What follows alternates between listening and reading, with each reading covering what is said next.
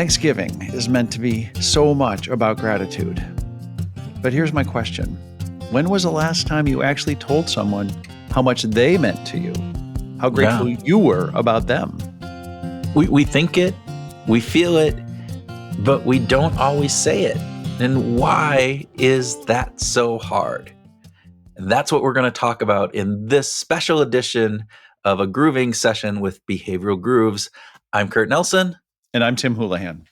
And we are going to get into gratitude first with a little bit of science behind gratitude. Why does gratitude improve our well-being, Kurt?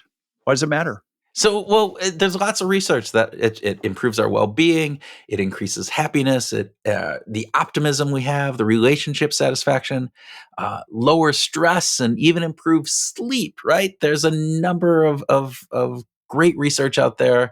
People who keep gratitude journals were 25% happier after 10 weeks by, some accounts. So it's out there. And I think it's just really important. I think one of the ways that I describe this, and I've said this before on the show as well as anybody that's talked to me about gratitude, is gratitude rewires our brain.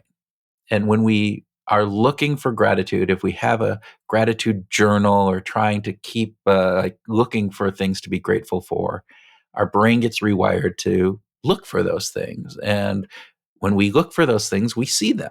And all of a sudden, the world seems like a much better place to us. But I think it's really interesting, as we talked about at the very beginning, is why is it hard for us to express gratitude to others?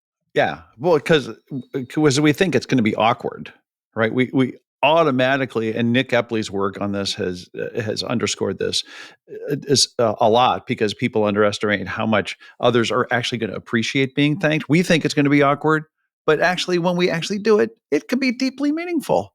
Exactly. Yeah. And there's also this familiarity bias, right? We take those closest to us for granted, and gratitude feels less necessary. I don't have to say thank you to you for going and doing it at what you do.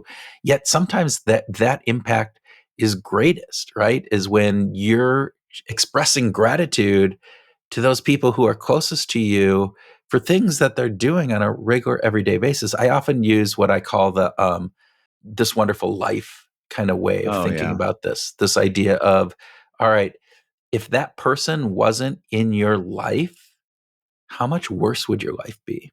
And we don't often, it's that counterfactual, it's the negative of this, and we don't think of like that way very much. And I think that's a really key thing to do. I'm going to go back to Nick Epley on this one. There is another miscalibration problem where we mistakenly believe that other people can actually read our feelings, that when we feel it, that sense of gratitude, we don't have to say it out loud because, oh my gosh, of course, can't they just tell that I'm so damn happy with them right now? And they're the most important thing in my life. Don't they just, I'm radiating that. Kurt, aren't you getting that? Maybe not. No, I'm not. Yeah, no. I think that, but it's really important when you talk about that, because so often we assume, well, they should just know. I mean, I radiate that out every day, and yet that's not the case, right? So, I said thank you. Thank you after Thanksgiving dinner. I said thank you. Didn't they get that?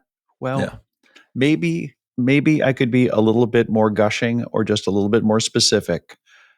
The turkey wasn't dry this year. That might be enough. So thankful for the turkey not being dry. And I think that there's another aspect of this is just the speed of modern life, is we don't slow down enough, and we don't slow down to pay attention, to understand what and look for those things that we should be grateful for. And we don't slow down enough to reflect on the things that we're really grateful for. And we don't slow down enough to say thank you, right? Because we have to rush to the next thing, because we have the next tweet we have to look at, the next whatever it is that we're doing. It's just life goes really, really, really fast. And man, we got to slow down. You can't be grateful when you're rushing to the next thing. That's the short story. Kurt, give us a couple of practical nudges that we can take away from this about gratitude. Yeah, so I What can already you talked do? about like thinking about gratitude from the Wonderful Life, the George Bailey kind of thing. You're not in my life, so do that. Another thing, write it down, even briefly. Just take note and do, maybe it's a voice memo, maybe it's something on your phone, but when you write it down, it strengthens the way that you can remember it. So at Thanksgiving, when you're going around and saying what you're grateful for, you can actually remember these moments that are going to be there.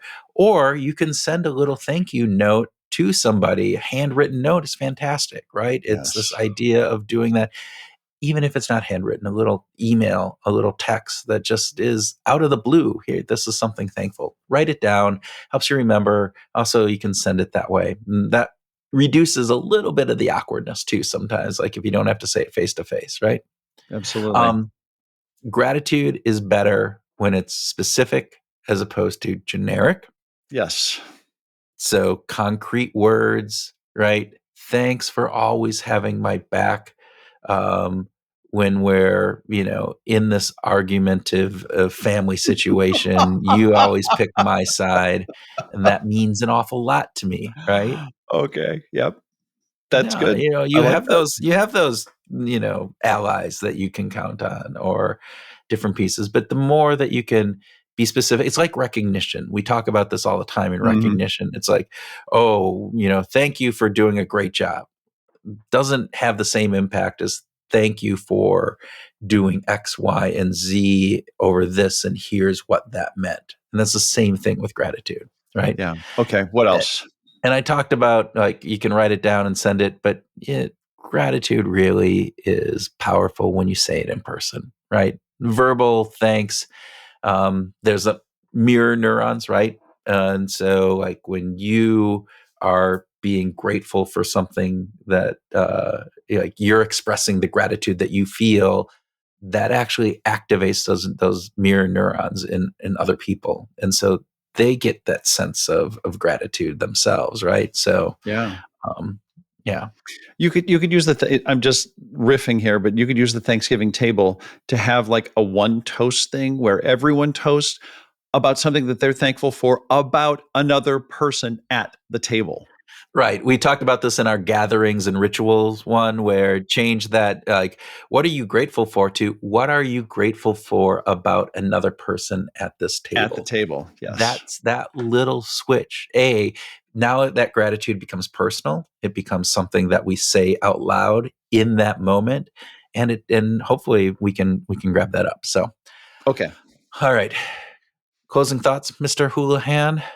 Gratitude connects us. Man, it is anthropological. It is deep. It is important. It is something that we're going to do, but only if we express it.